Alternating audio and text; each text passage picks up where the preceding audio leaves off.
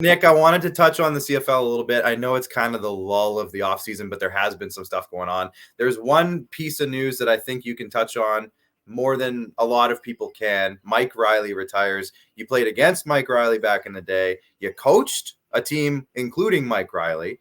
So tell me why Mike Reilly, I don't know. I guess the debate came up today. Is Mike Reilly a Hall of Famer? I think he has a strong case. Yeah, a strong case. But just tell me about Mike Reilly, the guy, because I know you have a unique connection with him more than most people would. I'll tell you this. Mike Reilly's the type of dude that you want on your team. You want to be your teammate. Not only is he a smart individual in the game, he plays through anything. He's a warrior. You never want to talk about your quarterback in those terms. You never want to say your quarterback's a warrior that gets beat up and keeps going, right? Yeah. Right?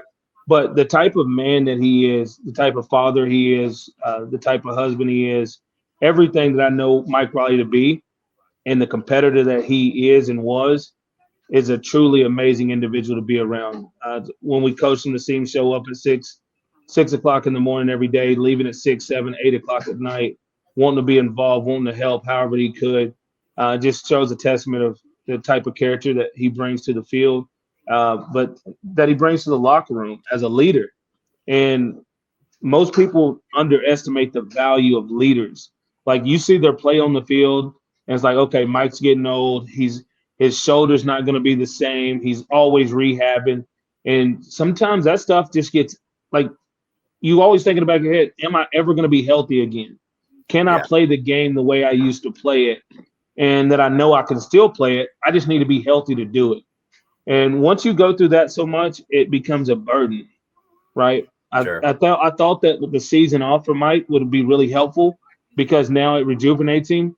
But man, it was just tough because he comes back into it off of shoulder surgery, and it really wasn't right the first week of the season. Didn't throw the ball in training camp this year, right? So there's so many things that happened right before the season started that didn't look great for Mike.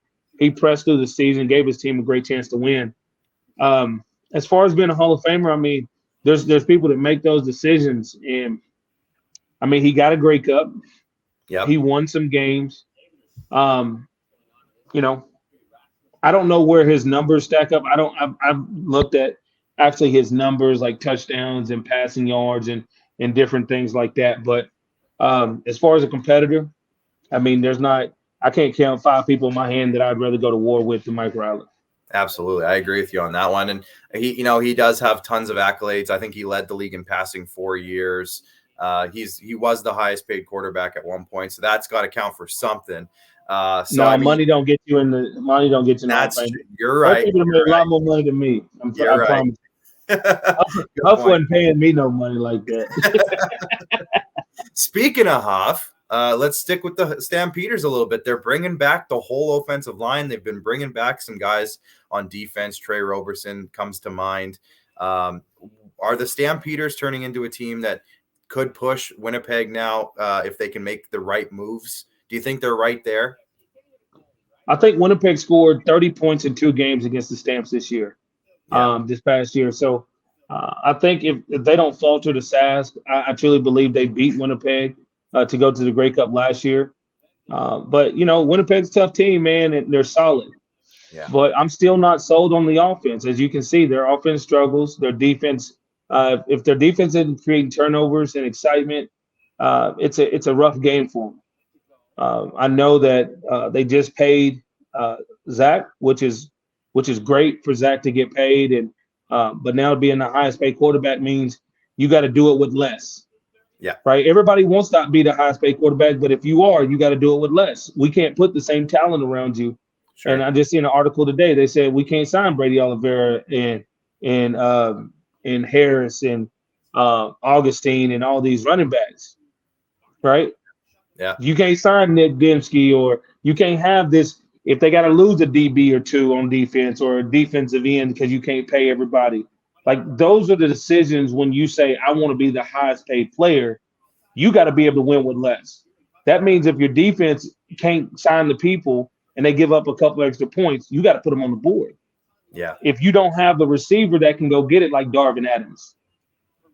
or what's his name, Kenny Lawler, Right. right? Lawler, If you yeah. don't have Lawler, who needs to get paid, right, well, doing he does, you don't have those guys.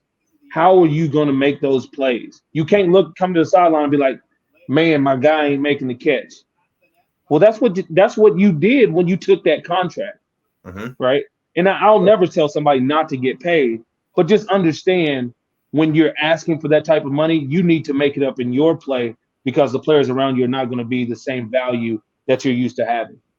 This is a good question from Garrett here, and I want your thoughts on this. Braden Leaney is signing with the Falcons, obviously with the Riders, homegrown guy because he's from Regina. I don't know if you ever crossed paths with Braden. Yeah, he was 'Cause out in UBC, and There you I worked with Braden a couple times, and he was out in UBC, and man, I think he's a great talent.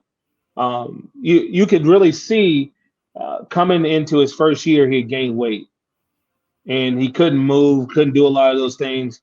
But coming into last year, he shed some pounds. He looked lean. Yeah. You know, he needs to work on a little bit of his technique still, but you know, the NFL starts with, do you look good getting off the bus? Do Mm-hmm. you pass the eye test, right?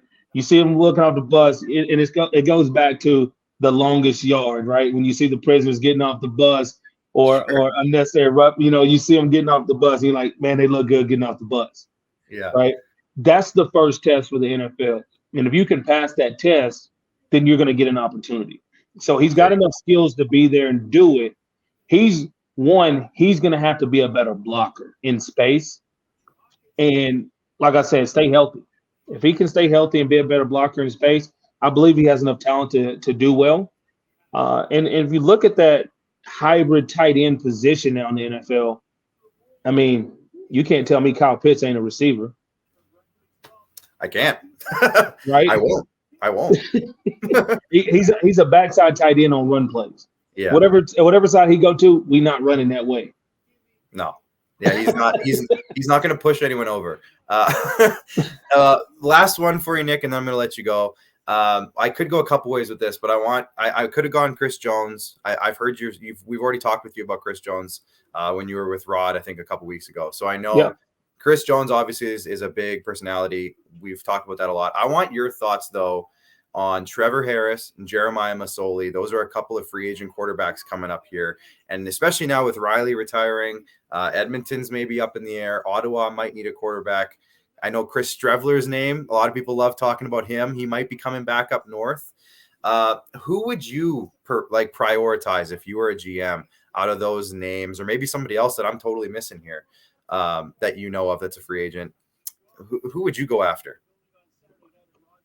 Well, I'll tell you like this. Trevor Harris once told me I was his wife's favorite player.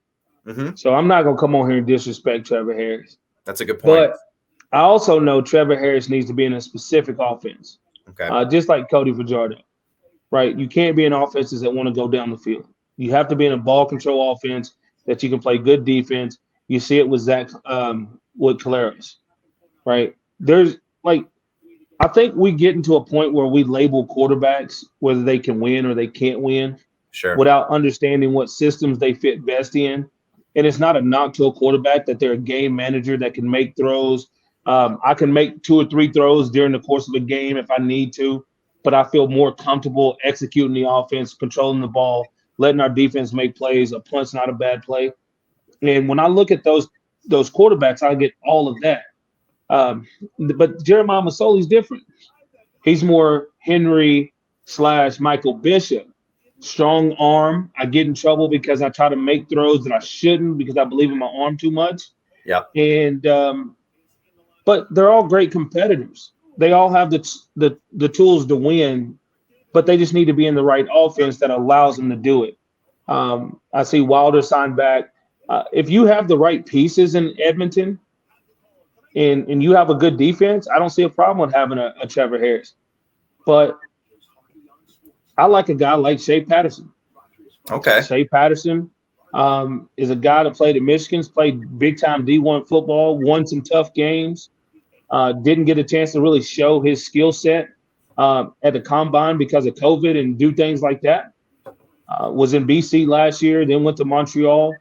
They like him over in Montreal. So I think he's a guy that could go and really make some noise because he's active with his feet. He can get on edges. Him and Vernon Adams are very similar in their skill sets, right? He's got a good ball and he's a smart guy. So I see a guy like, say, Patterson being a name that I don't know if he'll be a free agent, if he'll sign back in Montreal, but I see him being a type that can go and really make some noise. But that's the beautiful thing about the CFL. 2 or 3 quarterbacks going to play for each team. Yeah, so, every year. Calgary re-signed Jake Mayer. Everybody's like, well, Bo, he's pushing. You can't push Bo. That's the biggest thing. You can't push Bo. But it's going to be real interesting to see how everything does shake down. You need a quarterback to win.